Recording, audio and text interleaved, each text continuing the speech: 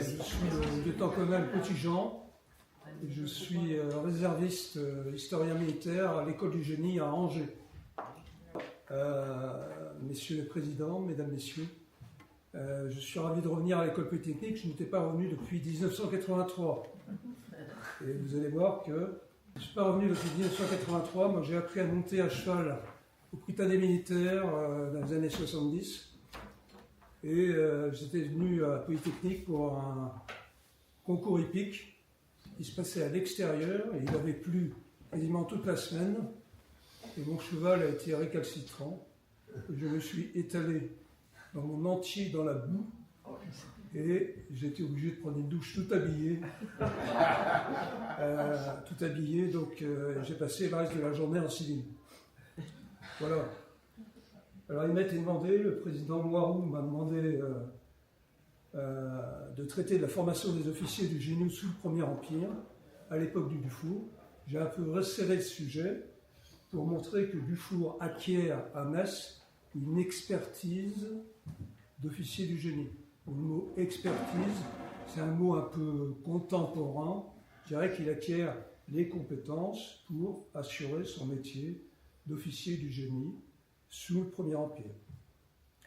Alors vous retrouverez dans les actes, je pense qu'il y aura une publication des différentes interventions, vous retrouverez dans les actes le texte intégral de mon intervention, et puis également des références d'ouvrages, puisqu'il y a pas mal de publications sur l'école de Metz, dont je vais vous parler maintenant.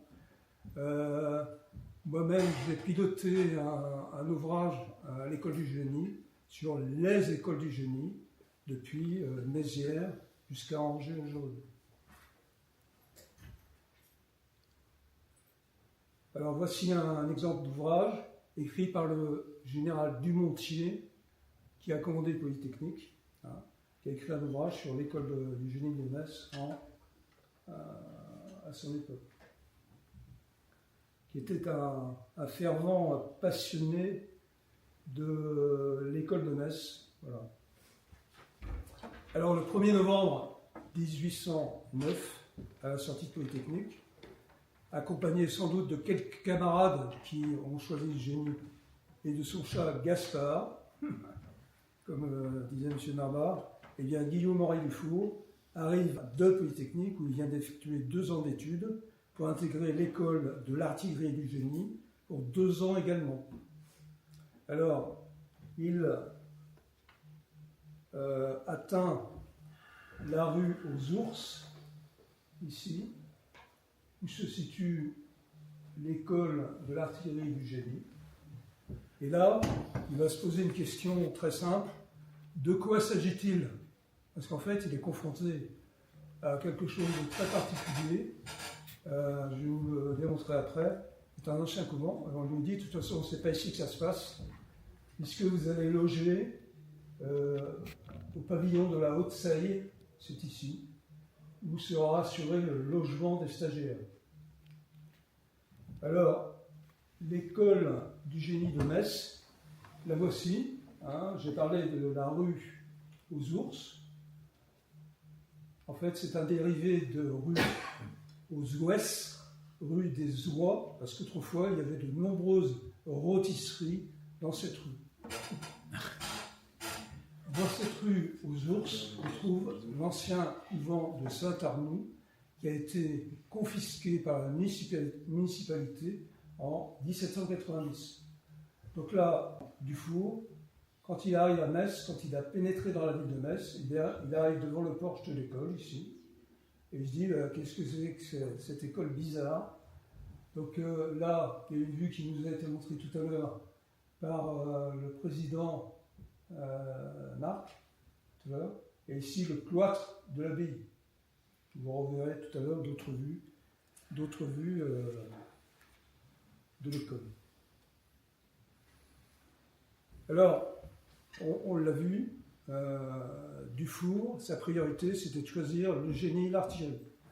Il a choisi le génie, il a bien fait, puisque le génie a acquis ses lettres de noblesse, en particulier à Danzig pendant la campagne de Pologne, fin mai 1807. Les sapeurs se sont couverts de gloire, à telle enseigne que Napoléon, comme c'est marqué en bas, les sapeurs marcheront en tête, marchent en tête à l'assaut, ils marcheront en tête à la ville.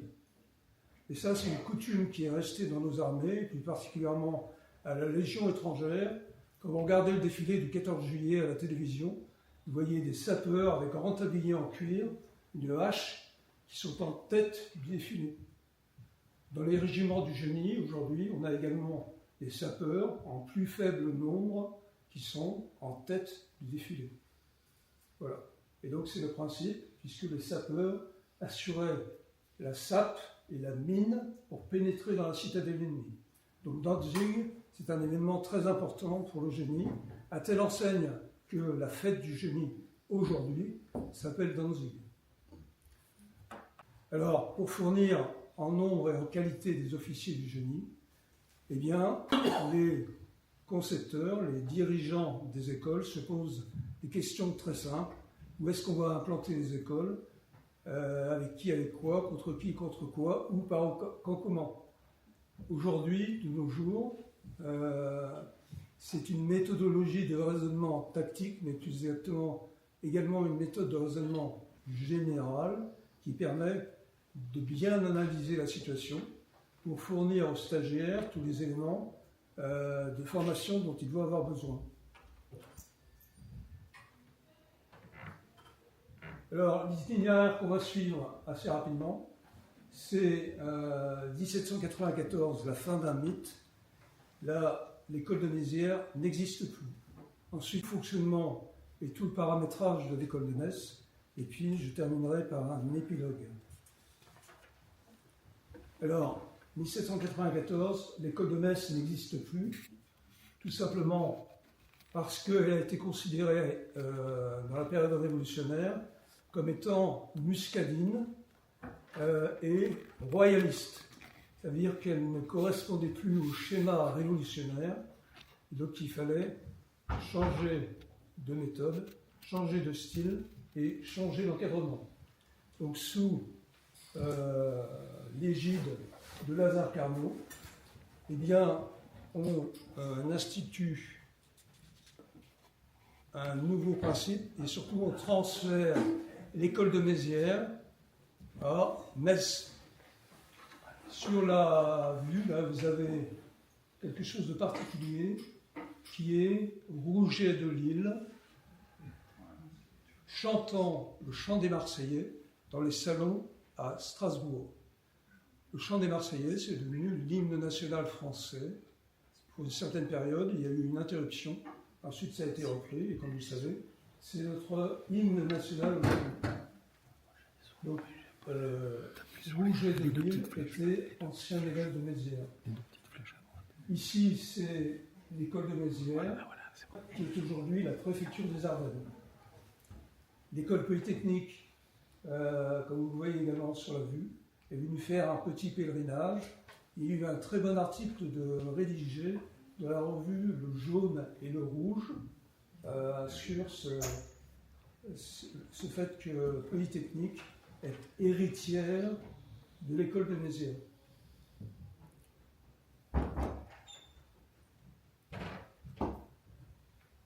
Alors, on a beaucoup parlé déjà de Monge. Monge qui participe à la création de l'école polytechnique, ici rue de la Montagne Sainte-Geneviève, avec ici l'évolution des tenues au fil du temps. Donc à l'époque de Monge, eh bien, on se retrouve ici. Donc Monge est à peu près dans cette tenue-là. Et donc Monge va lutter ardemment pour la création de l'école polytechnique et aussi pour, on va le voir après, pour faire en sorte qu'une deuxième école soit créée qui devienne une école d'application du génie et de l'artillerie. Mais au départ, les deux écoles étaient séparées. L'école du génie a déménagé à Metz en 1795. L'école de l'artillerie était sur Châlons, en Champagne. En fait, c'est Napoléon. Alors, c'est les 3 consuls qui vont décider de réunir les 2 écoles. Et ça se passe en 1802. Donc, en fait, quand on dit Cambacérès, Bonaparte et Lebrun, vous savez déjà que c'est Bonaparte qui a la main. Hein, c'est Bonaparte qui décide de tout, et les autres n'ont qu'à rejoindre leur placard. Voilà. Alors, là, le positionnement de l'école de Metz, de l'école du génie d'artillerie à Metz, a toujours été considéré comme un bon choix. Pourquoi? Parce que, comme vous le voyez sur la diapositive, il y a des fortifications intéressantes, des paysages qui permettent de travailler la topographie, de travailler de nombreux savoirs, et donc les historiens contemporains, comme les décideurs de l'époque, ont véritablement été intéressés par ce choix qui montrait que les élèves allaient apprendre dans cette citadelle et dans les paysages environnants. Également parce que c'est une zone de notre territoire où il y a toujours eu des problèmes d'invasion, des problèmes de confrontation de nos armées avec ceux d'en face, les Prussiens et autres. Et donc c'était intéressant que les stagiaires de l'école soient mis dans cette situation.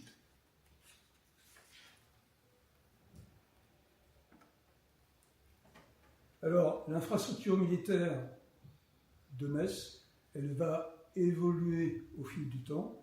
Vous avez vu tout à l'heure qu'on avait un couvent. Eh bien, ce n'est pas tellement adapté pour la formation, pour faire manœuvrer des canons, pour faire manœuvrer des barques, pour faire manœuvrer des matériels militaires. Et puis surtout, ce n'était pas aménagé avec des salles de cours, etc.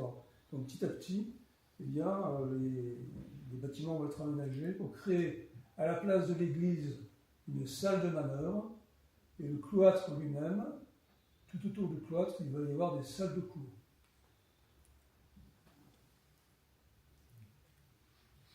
En 1850 également, il va y avoir une tour d'observation qui va être élevée, et puis des bâtiments d'hébergement des stagiaires qui vont être élevés. Ça marquera le rapatriement des stagiaires qui étaient logés dans les bâtiments de la Haute-Seille que j'ai évoqué tout à l'heure. Alors, il y a une rumeur qui a couru pendant très longtemps, comme quoi cette tour avait été voulue par Dufour pour qu'il puisse voir les sommets de la Suisse. Vous doutez bien que c'est totalement impossible. Alors, ça a été voulu par Boulier, qui est un éminent topographe, qui a marqué son temps en tant que professeur et inventeur d'outils de topographie à l'école de Metz.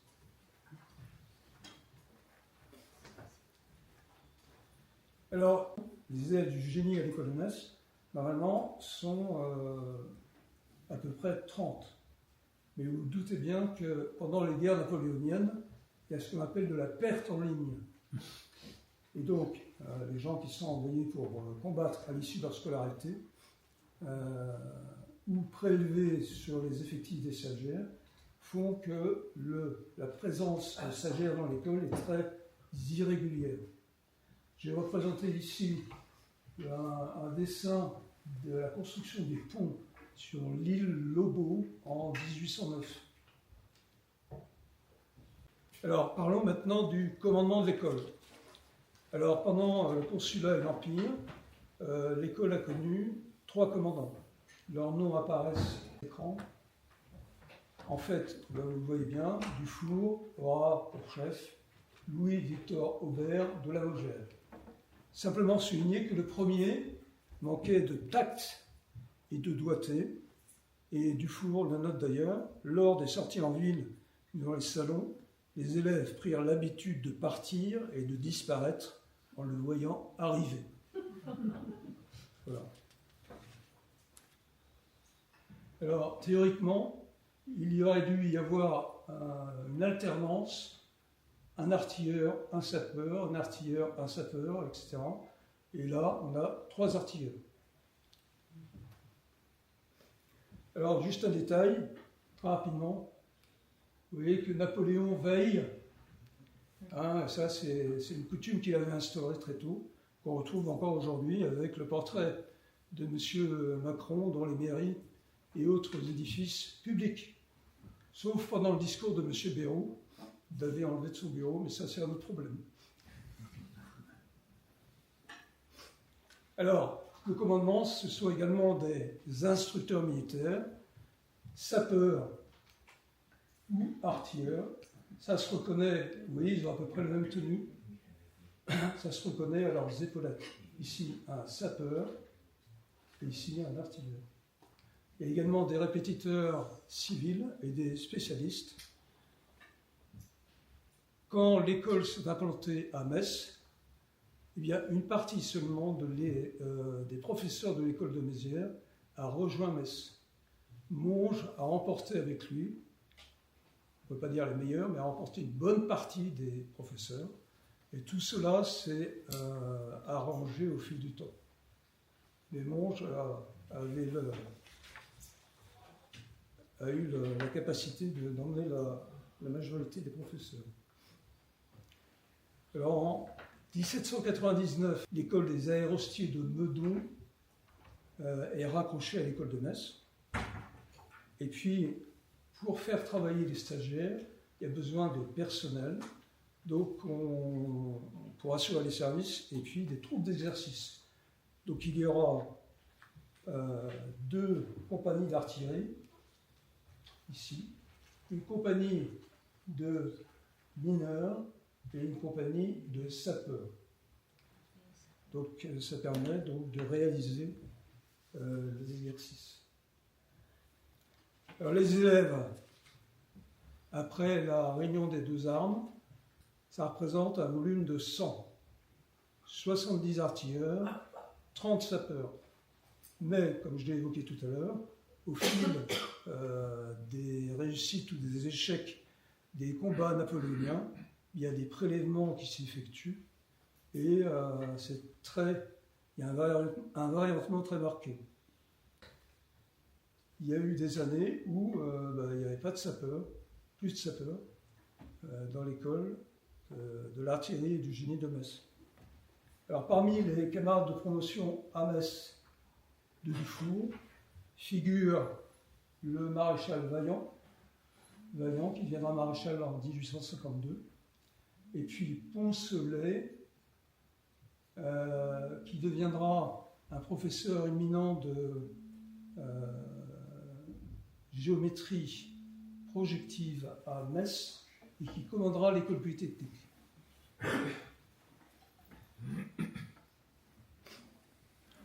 Alors, depuis Vauban, avec des variations établies par les successeurs de Vauban, hein, vous doutez bien que entre Vauban et le début du XIXe siècle, il y a une évolution logique. Les ingénieurs du roi apprenaient à attaquer et à défendre les places. Ça se traduisait au quotidien par un apprentissage de l'art de la fortification, de la maçonnerie, de l'hydraulique, du chantier, fortifié. C'était en partie des architectes et en partie des conducteurs de travaux.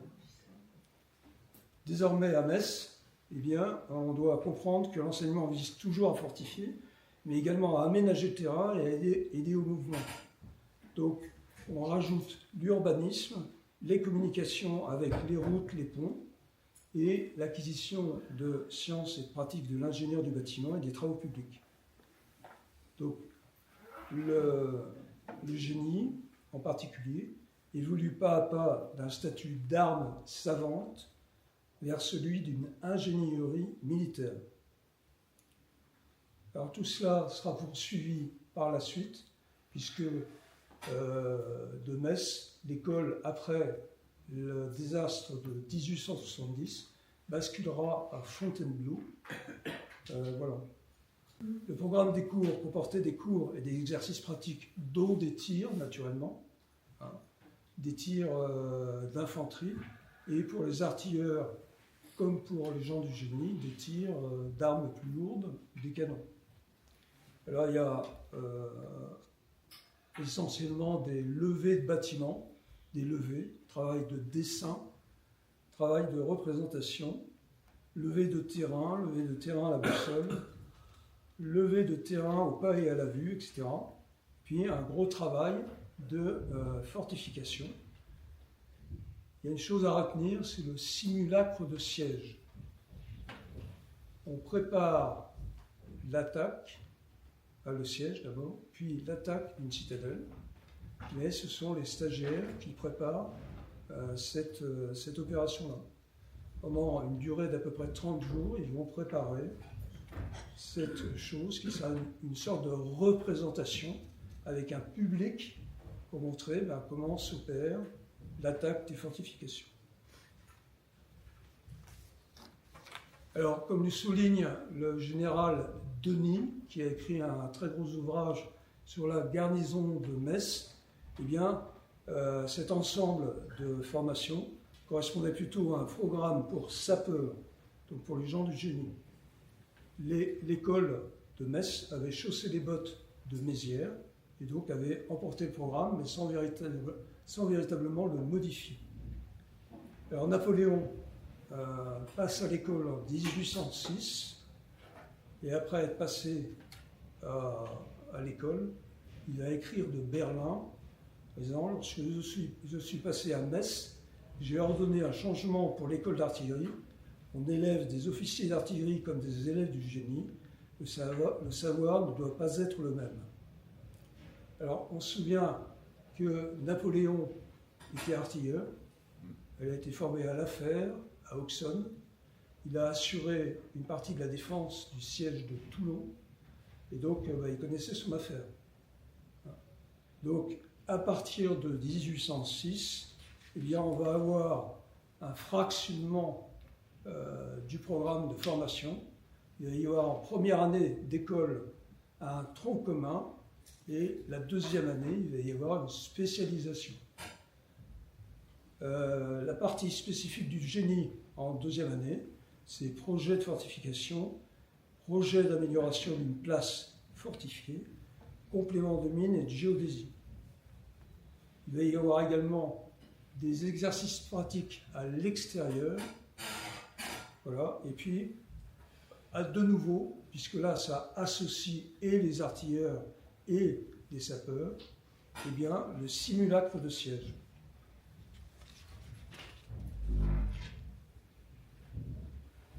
Alors, entre 1815 et 1870, les matières, les disciplines instruites à Metz vont évoluer.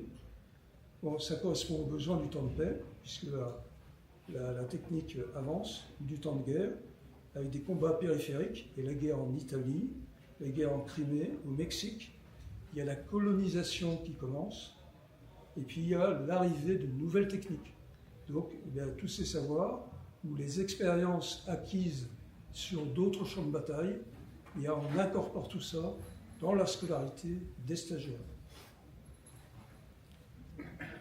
Alors, le génie sera animé par des promoteurs innovants de la fortification, tels que Axo ou Serre-de-Rivière, et le colonel Hortelan, dans quelques temps, va vous en parler, puisque c'est le grand gourou de la fortification. Alors, comme on l'a évoqué tout à l'heure, pour travailler par eux-mêmes ou sur ordre de leur chef, les stagiaires s'appuient sur des manuels, sur des notices, dont un certain nombre sont conservés dans les musées ou à la Bibliothèque nationale. Donc, cours de fortification, cours de géodésie, cours de topographie, et j'en passe. Voilà. Le 19e siècle sera le siècle des polytechniciens, puisqu'ils auront fait avancer la science, ils auront fait des découvertes, ils auront fait des inventions, ils auront fait des inventions. Alors là, j'aurais voulu vous montrer une vue du premier étage de la Tour Eiffel. Est-ce que quelqu'un dans l'amphi sait ce qui se trouve au premier étage de la Tour Eiffel? Une installation radioélectrique. Ça c'est quasiment en sous-sol. Ça amène à une antenne tout en haut. Et ça a été promu par Eiffel avec l'aide du général Ferrier. Ça a permis des diffusions de transmission stratégiques au début de la Première Guerre mondiale. Non, tout simplement, il y a une frise avec les 4 faces de la Tour Eiffel, qui représente les 72 noms de savants choisis par Eiffel, car on était à une période 1889, émergence de la Tour Eiffel, où on avait atteint un très bon niveau technique. Et donc Monge, Malus, Coulon, etc. Il y a 6 polytechniciens, 6 savants du génie qui figurent sur cette frise sur la Tour Eiffel. Et Dufour, pourquoi je parle du siècle des polytechniciens? Parce que Dufour, pendant toute sa vie en Suisse, eh bien, aura su promouvoir toutes ces techniques et tous ces savoirs qui nécessairement auront inondé toute l'Europe et les territoires émergents. Alors l'emploi du temps de Dufour est assez routinier à Metz, puisque ça commence par un réveil au tambour ou au clairon, et puis après il y a l'appel qui s'effectue dans la cour, et puis après les stagiaires vont avoir des cours de 9h à 15h. Et puis on alterne avec des exercices pratiques à l'extérieur. À partir de 1814, l'école va avoir un rajout de 2 à 3 heures de cours, donc ce qui fera que les journées seront assez denses, très denses. Voilà. Malgré tout, le dimanche, eh bien, les élèves ont droit à quelques distractions, mais ils sont comme dans certains films où on voit les légionnaires passer au poste de garde, ils sont observés de pied en cap pour voir si leur tenue est irréprochable. À propos de l'emploi du temps, Dufour relate ce qu'il fait.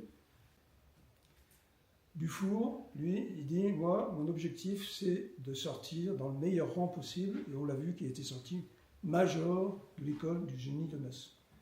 Et pour ce faire, eh bien, il ne veut pas trop se divertir. Et il a sans doute lu dans ses études les ouvrages du métier militaire à la passion. Oui, passion est le mot. Si vous ne dévorez pas les livres militaires, si vous ne déchiffrez pas les plans de guerre, quittez vite un métier que vous déshonorez. Et il rajoutait même « malheur aux gens tièdes qu'ils rentrent au sein de leur famille ». Donc vous voyez, c'était sérieux.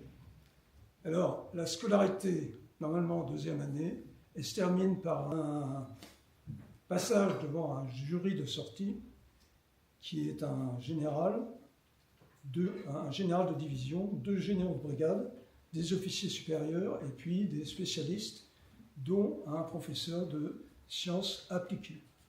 Si vous avez un résultat insuffisant, eh bien, vous redoublez. Alors, je ne vais pas poursuivre ce que j'avais marqué là. Pourquoi? Parce que ça a déjà été évoqué. Comme sur le séjour à Corfou, Dufour, au même titre que 4 autres camarades, puisqu'ils sont les 5 premiers du classement, sont choisis pour être désignés pour aller à Corfou, sous les ordres du chef de bataillon Baudran, pour participer au renforcement des fortifications de l'île de Corfou. Ceux qui étaient aux Invalides hier, vous avez vu là, le plan en relief de Corfou, hein. Eh bien, il y a eu quelques améliorations qui ont été effectuées. Voilà. Donc, grâce à la bienveillance et à l'empathie de son chef, eh bien, Dufour va valoriser ses compétences, qui étaient incomplètes, puisqu'il est parti au bout d'un an seulement, mais Baudran va savoir lui donner les éléments pour se perfectionner. Et donc il va travailler énormément en termes de topographie. Je voudrais vous recommander un article que j'ai retrouvé avant-hier, qui est de Bruno Bellost, sans doute que quelques-uns d'entre vous connaissent, le dessin de la carte dans la formation des ingénieurs du génie de 1750 à 1850. Moi, j'étais idiot en termes de cartographie, ben, j'ai tout compris. Donc c'est extrait de la revue de l'éducation, numéro 139, et c'est très intéressant. Au final, donc je conclus, après la lecture de nombreuses ressources pour préparer cette intervention, je peux affirmer que Dufour aurait pu faire sienne la devise du chevalier de Bayard, puisqu'il fut un sapeur sans reproche. Voilà. Je vous remercie.